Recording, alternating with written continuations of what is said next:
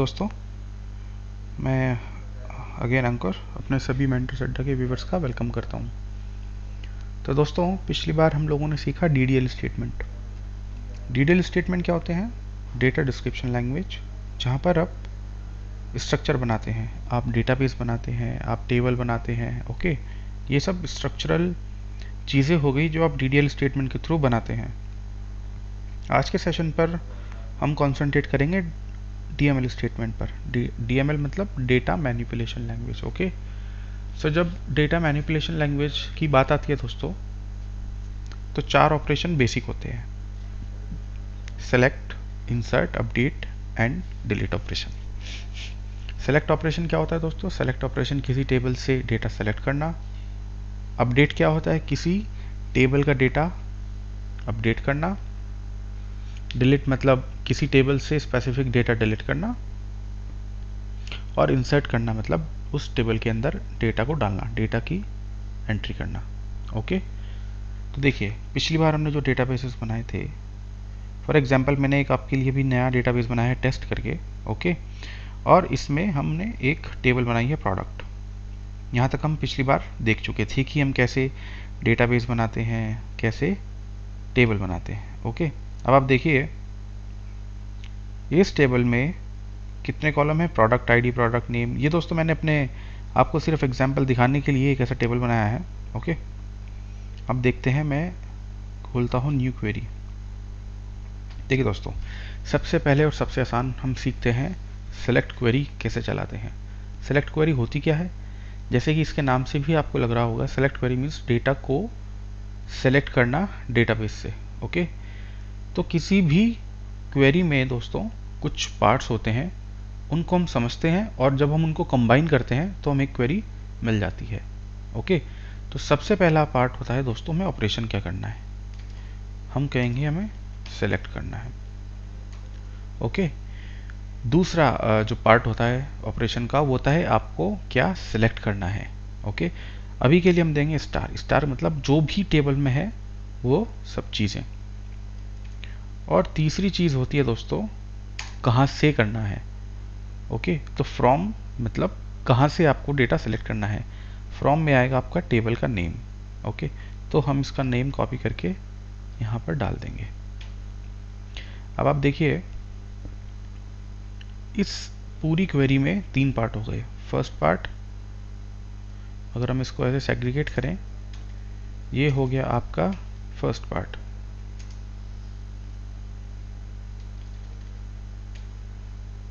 First part हो गया दोस्तों आपका ये आपका सेकंड पार्ट हो गया।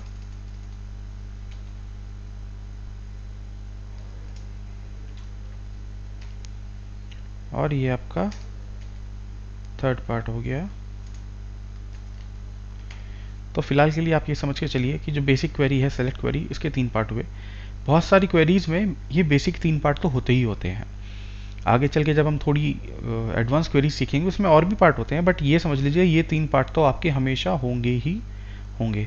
आपको क्या ऑपरेशन करना है, किस पर करना है और किस टेबल से करना है। ओके, अब देखिए मैं क्वेरी चलाऊंगा ये।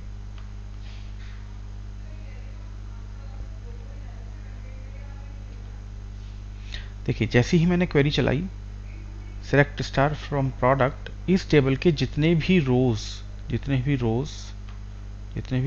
और जितने भी दोस्तों कॉलम है, सबके सब सिलेक्ट हो गए, आ गए हैं।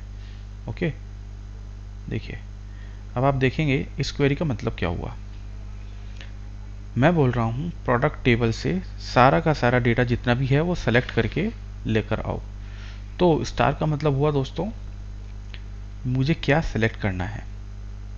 ओके, तो अगर आप मान लीजिए मेरे को सारे कॉलम अगर सेलेक्ट करने हैं तो मैं स्टार दूंगा, और अगर मुझे स्पेसिफिक कॉलम्स ही सेलेक्ट करने हैं तो मैं उन स्पेसिफिक कॉलम्स के नाम यहाँ पर दूंगा। ओके, तो जो सेकंड पार्ट क्वेरी का है बेसिकली वो आता है कॉलम के लिए, कि आपको इस टेबल के कौन कौन से कॉलम सेलेक्ट करने हैं। ठीक है, देखिए हम एग्जांपल देखते हैं। अब मैं अगर स्पेसिफिक कॉलम के नाम दूं, सेलेक्ट प्रोडक्ट आईडी, मैं कॉमे के साथ इनको अलग अलग कर सकता हूँ, MRP ठीक है दोस्तों, अब इसको देखिए, चलाते हैं क्वेरी को।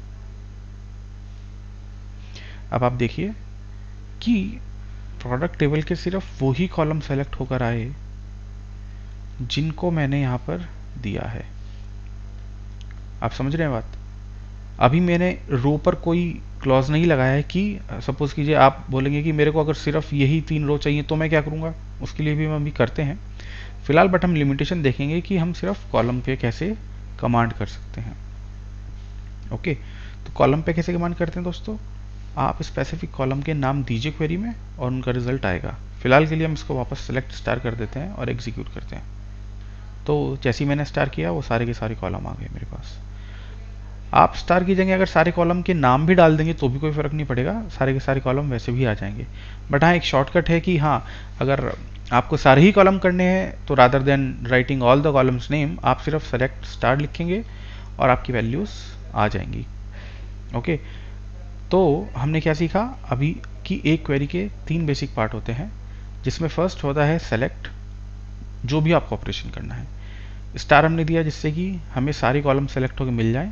अगर आपको कोई स्पेसिफिक कॉलम चाहिए तो यहाँ पर आप स्पेसिफिक कॉलम का नाम दीजिए और उस टेबल का नाम जहाँ से हमें डेटा सेलेक्ट करना है एक्चुअली। ओके, अब देखिए हम क्या कर सकते हैं। अब आप बोलेंगे कि हमने कॉलम पे तो कंडीशन लगा दिया, बट हम रोज पे कैसे कंडीशन लगाएं कि हम चाहें कि स्पेसिफिक रोज ही सेलेक्ट क्वेरी में आए। उसको बोलते हैं दोस्त फोर्थ पार्ट, और उसको बोलते हैं हम वेयर क्लॉज। वेयर क्लॉज मतलब जो भी जिस भी कंडीशन पे आप डेटा लेके आना चाहते हैं वो कंडीशन सेटिस्फाई होने के बाद वो डेटा रिटर्न होगा। अगर मैं बोलूँ कि दोस्तों मेरे को वो वाले प्रोडक्ट सेलेक्ट करने हैं जिनका MRP इस टाइम 23 है, तो मैं क्या करूँगा, where MRP is equals to 23, और ये हो गया आपकी क्वेरी का फोर्थ पार्ट। ठीक है दोस्तों, अब देखिए मैं इसको क्वेरी को चलाता हूँ। देखिए रिजल्ट क्या आया। कॉलम सारे किस लिए आए, कॉलम सारे इसलिए आए क्योंकि मैंने यहाँ पे स्टार लगाया है। रोज सारी की सारी जो थी वो सारी क्यों नहीं आई, क्योंकि मैंने रोज पे एक वेयर क्लॉज लगा दिया है। अगर मैं इस वेयर क्लॉज को कंसीडर ना करूं, मैं नहीं अगर कंसीडर करूं, देखिए वापस सारा डेटा आ जाएगा, देख रहे हैं आप। बट अगर मैं इस वेयर क्लॉज को इस क्वेरी के साथ कंबाइन कर दूं तो सिर्फ वही रोज आएंगी जो इस कंडीशन को सेटिस्फाई कर रही होंगी। तो पूरी टेबल में देखिए, इस पूरी टेबल में